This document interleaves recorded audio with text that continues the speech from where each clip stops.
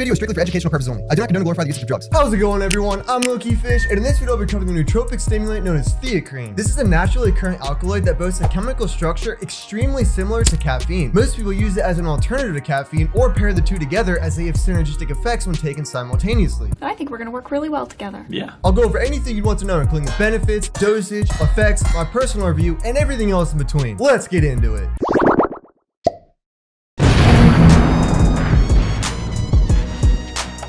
Theacrine is a natural compound that is structurally similar to caffeine but works in slightly different ways. Some people refer to it as Teacrine because that's the trademark name frequently used when marketing the product. The Chinese have used Theacrine for centuries due to it being contained in the leaves used to make 𝗧𝗪𝗔𝗔𝗚, which is a tea native to Southeast Asia. In current times, many people use Theacrine as an alternative to caffeine, while others use it in conjunction with caffeine because taking both at the same time have been proven to yield synergistic effects. When combined, both increase the effects of one another while also reducing the amount you need of each supplement. Furthermore, Theacrine is much more bioavailable than caffeine, and the effects last longer too. Teacrine is a slightly different process of being broken down in the body when compared to caffeine. The mechanism of caffeine blocks adenosine receptors, which is why you may experience a crash after the effects wear off. I'm crashing pretty hard right now. I'm really tired. Teacrine binds to different enzymes, so you won't experience the jitters when taking it either. Cramping up from all the energy. My arms are jittery. Overall, users report that Theacrine provides a smoother and more sustained energy boost without the jitters or crash commonly associated with caffeine consumption. One of the major benefits of Theacrine is that there are very little side effects, and most users do not develop a tolerance or dependence on it, meaning that the dosage is consistent and you don't need to keep upping the dose in order to feel the same effects every time. Perfect consistency. In one study, researchers failed to find any tolerance to Theacrine over the course of 7 days. This is unlike caffeine because most people would normally show a tolerance in a similar time frame. Other benefits of Theacrine include a boost of energy levels and mood, focus enhancement, wakefulness, increased learning speed, as well as providing antioxidant and anti-inflammatory effects. The typical dosage is 100 to 300 milligrams per day. It takes about 30 to 60 minutes to kick in and will last roughly 5 to 8 hours. Personally, there are a few things that I like and don't like about Theacrine. What I don't like is that it tends to be somewhat expensive for what you get out of it, especially when making comparisons to caffeine's price. Additionally, you don't get the same feeling of euphoria like you do with caffeine. When I consume caffeine, I tend to get a euphoric high from it where I can prominently feel the effects taking place. This is not the case with Theacrine because the feeling is subtle, and unless you know what to look for, you may not think it's working at all. It's quite subtle. Due to these reasons, first-time users will probably need to take a large dose at first to really get a grip on what it does and to truly understand how it affects their mind. Body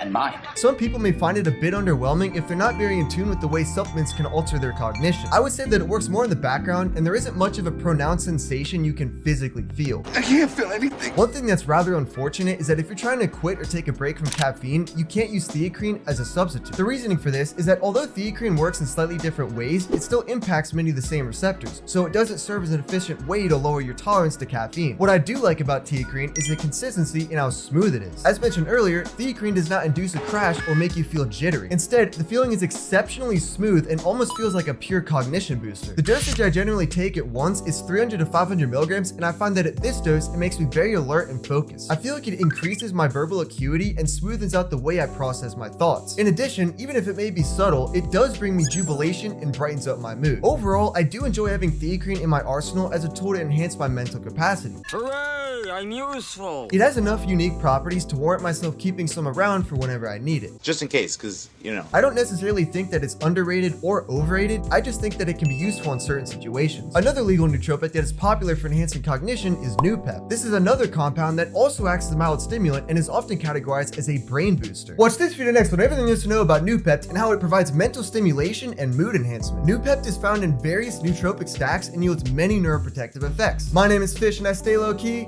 Peace out.